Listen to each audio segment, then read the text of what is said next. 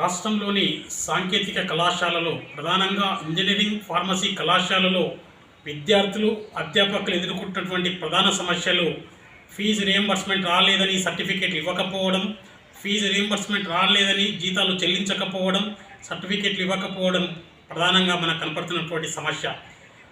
ఇక్కడ చూసినట్టయితే విద్యార్థులు ఫీజులు కట్టలేదని చెప్పేసి, మీ యొక్క ఫీజు రియంబర్స్మెంట్ విడుదల కాలేదని చెప్పేసి విద్యార్థుల సర్టిఫికేట్ ఇవ్వకుండా వారిని తీవ్ర ఇబ్బందులకు గురి చేస్తున్నటువంటి యాజమాన్యం ఇవాళ అధ్యాపకులను ఫీజు రియంబర్స్మెంట్ రావట్లేదని చెప్పేసి 2 నుంచి 6 నెలలు జీతాలు ఇవ్వకుండా కొన్ని కళాశాలలు తీవ్ర ఇబ్బందులకు గురి చేస్తున్నాయి.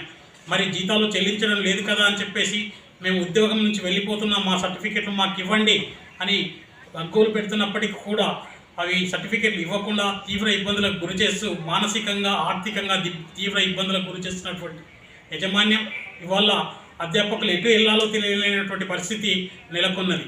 విద్యార్థులకు సర్టిఫికెట్లు ఇవ్వకుండా తీవ్ర ఇబ్బందులకు గురి చేయడం, ఇటు అధ్యాపకులకు సర్టిఫికెట్లు కానీ జీతాలు కానీ ఇవ్వకుండా తీవ్ర ఇబ్బందులకు గురి చేయడం ఎంతవరకు సబబు అని చెప్పేసి మేము అడుగుతున్నాం. వాళ్ళ రాష్ట్ర ప్రభుత్వం కానీ, ఏఐసిటి కానీ, జేఎన్టీహెచ్ కానీ, ఉస్మానియా యూనివర్సిటీ కానీ సర్క్యులర్ జారీ చేశాయి. విద్యార్థుల యొక్క, అధ్యాపకుల యొక్క సర్టిఫికేట్లను ఎక్కడ కూడా హోల్డ్ చేయరాదని చెప్పేసి.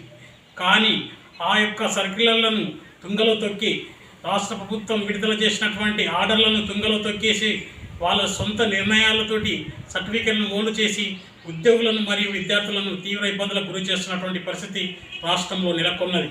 మరి ఇప్పటికైనా రాష్ట్ర ప్రభుత్వం కానీ, ఆయా విద్యాశాఖలు కానీ, ఆయా యూనివర్సిటీలు కానీ ఖచ్చితంగా తగిన చర్యలు తీసుకొని విద్యార్థులకు మరియు ఉద్యోగులకు న్యాయం చేయాలని చెప్పేసి కోరుతున్నాం.